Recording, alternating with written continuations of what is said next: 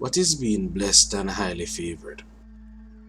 Modern day Christianity love to throw that phrase around when they are prospering in life, whether it's getting a promotion at work or buying a new car or accumulating much wealth.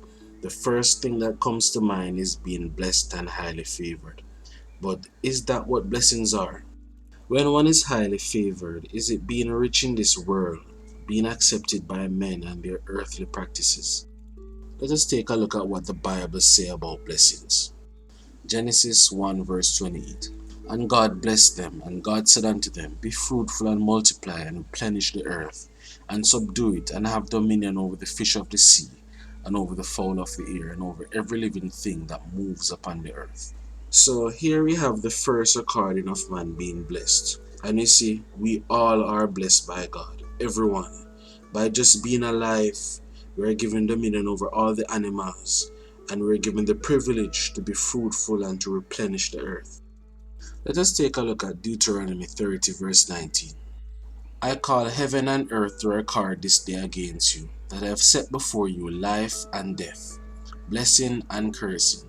Therefore choose life, that both thou and thy seed may live. So here we see that blessings are attributed to life and curses to death. So we are all blessed by God because we have life, no matter who you are. Blessings are not money or any type of material gain. We see a man buy a brand new car, latest model. He then meets an accident, killing himself. Is that what blessings are? Causing death and destruction?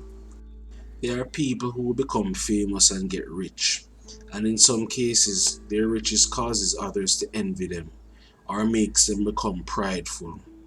Would God give you so much of something that makes it harder for you to enter into His kingdom? Is that what blessings are? You see, people are going to church or gatherings for the wrong reasons, which is to attain vanity, rather than drawing closer to God, laboring for the kingdom of heaven. Let us take a look at Proverbs 30 verse 8 to 9. Remove far from me vanity and lies. Give me neither poverty nor riches. Feed me with food convenient for me, lest I be full and deny thee and say, Who is the Lord? Or lest I be poor and steal and take the name of my God in vain. In everything there needs to be a balance. Too many believers are wanting to obtain the whole world and are calling it blessing, and this mindset is weakening the churches. These days, there are even people who are praying for vanity, going to God in prayer only when they want something of this world. Let us take a look at James 4 verse 4.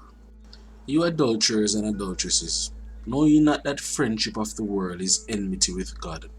Whosoever therefore it will be a friend of the world is the enemy of God. You see, a lot of us are a friend of this world because our hope is in this world. We can't get enough of it. Let us take a look at 1 John 2 verse 16. For all that is in this world, the lust of the flesh, and the lust of the eyes, and the pride of life, it is not of the Father, but of the world. You see, these things we are asking for, those things that we attribute to being a blessing, these are of the world. The big house, fast cars, lots of money, fame, the latest this and the latest that, they're of the world. All these things will pass away. Now, who are highly favored by God? Let us go to Romans 8 verse 28 to 31.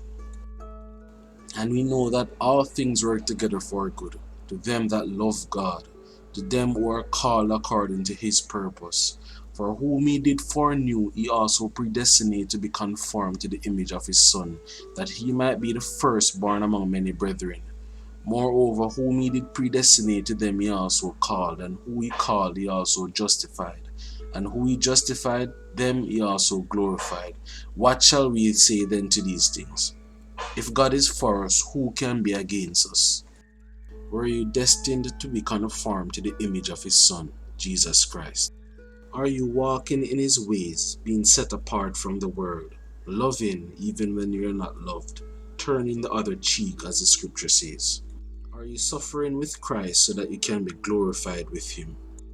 If one wants to be highly favored by God, ask yourself these questions. You see, we want to follow Christ, but when it comes to the suffering part of it, we frown. Why? Because our hope is in this world. It's the small things in life that are our blessings, and the ultimate blessing, which is to inherit everlasting life. This is what we should be laboring for. Matthew 19, verse 24. It is easier for a camel to enter through the eye of a needle than a rich man to enter into the kingdom of heaven. We all are blessed, and the followers of Christ are highly favored. Thanks for watching, and please share the video.